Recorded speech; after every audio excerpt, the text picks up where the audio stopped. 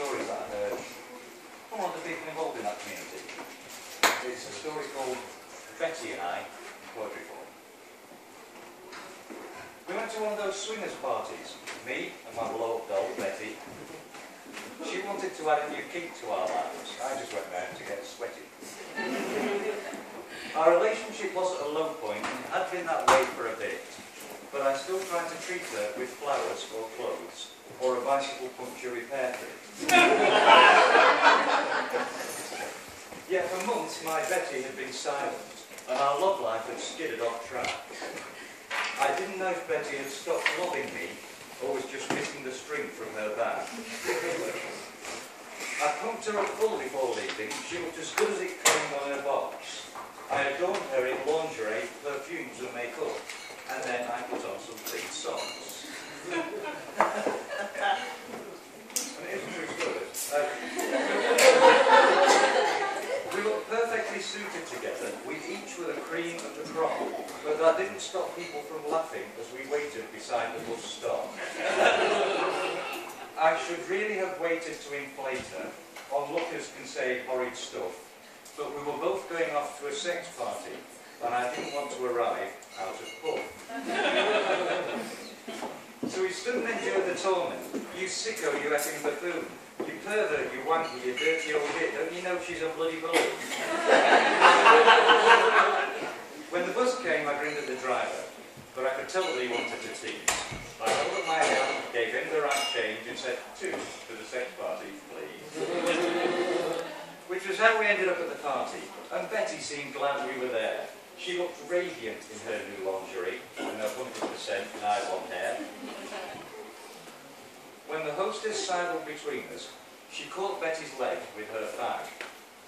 And although she said sorry profusely, my Betty soon started to sigh. The air hissed from her like flatulence. And may I just say at this juncture, it's hard to deny that you farted and explain that your date's got a puncture.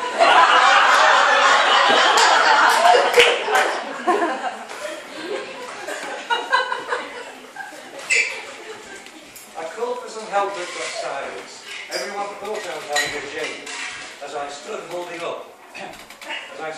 up my poor Betty and screaming for some sticky tape. Looking back on that time is a milestone as the air gushed from Betty's right knee, but it did bring a new and clean meaning to the phrase "she went down on me." I took hold of her leg with my fingers. Around the burn hole I gave her a pinch, and whilst it stopped air from escaping, she still lacked the right pounds for square inch.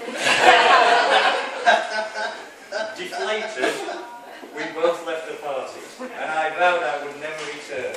We expected a night of fresh frolics and fun, but all Betty got was a burn.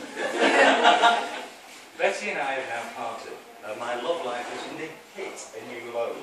But I won't try those personal ads or blind dates. What do you think me? A fucking weirdo?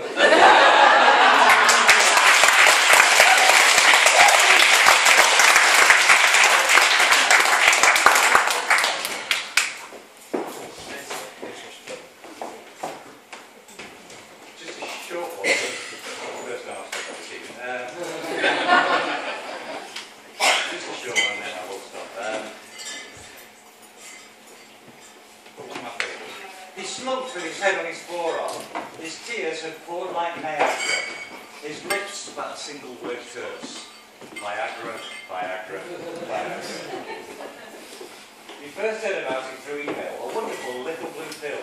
But now, as he dwelt on what happened, his thoughts made him desperately ill. Can you only last... Sorry, I didn't mean to put Can you only last a few seconds? Does your lover think you're no good? Is she always asking for better? Would you like to give her real wood? With their marvellous promises they wooed him, and he ordered a 2-month supply. As he waited to get hold of his package, anticipation brought a tear to his eye. Viagra, Viagra, Viagra, he cried. He believed everything they'd said. Viagra, Viagra, Viagra, he sighed. My pencil will soon have some lead. When they came, he was not disappointed. 60 pills with their promise of joy. He trembled as he took the first with a drink and prepared to be a naughty boy. The instructions were clearly printed, but he tossed them aside with a sniff. He knew very well what the deal was. Swallow one and your thingy grows stiff. And it worked just as he'd expected. The effects very soon took their toll. Within 15 minutes of swallowing one, his trousers contained a 10th bulb. It was then that he saw the main error, a precaution he wished he had took. The pills helped erect his erection, but he still had no body to share the experience.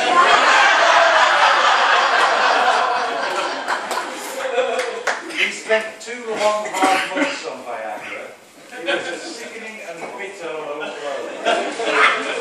He purchased an orchestra's worth of the pills, but was playing his melody so low. Tears weren't the only fluid he spurted. The ink from his pen flowed as well, when he wrote to complain to the makers of the fault with the pills that they sell.